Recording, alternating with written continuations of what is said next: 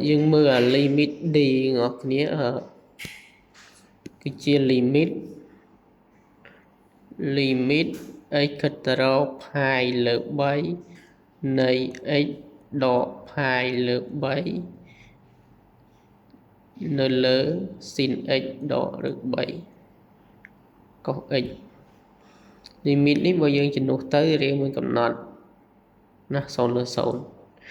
dương tôi tan vì limit nâng phần tay mình tán như tôi mình lại như sân lạiយ៉ាងម៉េចហ្នឹងហើយវាស្មើ limit x គិតជិត pi លើ3នៃ x ដក pi លើ3អានេះមានន័យថាយើងsin x ដកឬ3កុស x នេះមានន័យថាយើងទៅចាប់វាដើម្បីឲ្យចូលរាង sin a ដក b មានណាមេគុណវានេះ1អានេះឬ3អញ្ចឹងមានថាយើងទៅចាប់1បូកឬ3ក្រេចេញ1រេឬ3ក្រេអញ្ចឹងវាឬ4វា2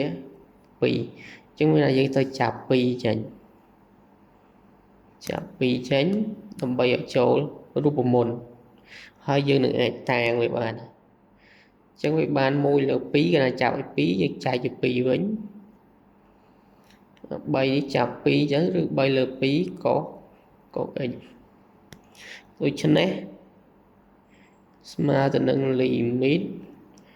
x គិតជិត pi លើ3នៃ x ដក pi លើ3 2យើងអាច sin x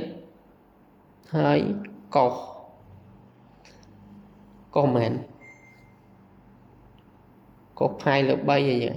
1លើ2កុស60ណាដក sin pi លើ3 sin pi លើ3គឺឬ3លើ2ណាហ្នឹងហើយ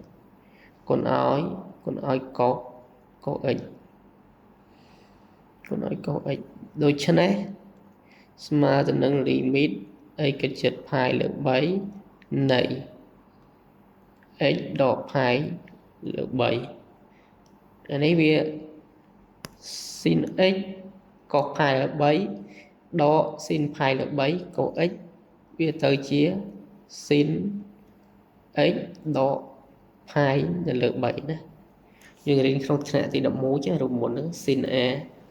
ដក b ស្មើ sin a កុស b ដក sin b កុស a ហ្នឹងតែប៉ុណ្ណេះយើងអាចតាំងបាទបើយើងទៅតាំងឥឡូវតាំងតេស្មើទៅនឹង x ដក pi លើ3នៅពេលដែល x គិតជិត pi លើ3នោះតេយើងpi លើ3ជំនួសកន្លែងនេះមក pi លើ3ដក pi លើ3វាខិតទៅរក0ណាអញ្ចឹងយើងអាចកណ្ណាខិតទៅរក0យើងអាចប្រើរូបមន្ត limit កោណមានបានណាហ្នឹងហើយគោលដៅយើងគឺចង់បែបហ្នឹងអញ្ចឹងស្មើ limit តេម្ដងក៏ជិត0នៃx ដក pi លើ3យើងជំនួសដោយតេហើយ sin x ដក pi លើ3 sin តេណាហើយកុំភ្លេចមេគុណ2នេះផងណា2អញ្ចឹងវាស្មើទៅនឹង